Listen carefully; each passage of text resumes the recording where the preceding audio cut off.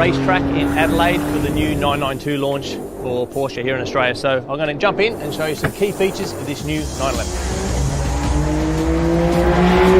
As always with Porsche, incremental improvements, but with this one, we're very proud of it. 450 horsepower in it. It's got the widest front track of any base Porsche 911. It's as wide as a 991 GT3. 45mm wider in front track, so it's pretty impressive. Helps stability, helps turn in. The body, saving weight, always looking for stiffness, agility, but also trimming a lot of weight out of the previous 991 model. I won't lead them today on the racetrack, but the headlights, again, a massive step. High beam, dynamic. So basically, I've used them a lot in Germany. You can leave pretty much the high beam on, and it is just actually tailoring the high beam and the hot spots to where actually the lights need to go.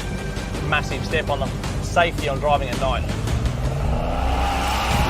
One of the biggest steps forward with the 992 is the ability to have the wet mode in the traction control department. It is absolutely phenomenal. So many car manufacturers, in my opinion, struggle to get that right.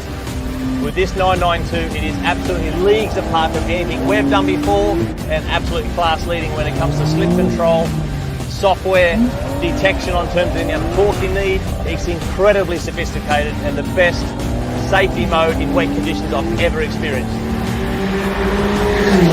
We also have a cool app now at Porsche, the Porsche Track Precision app, which gives you a chance to improve your driving on track.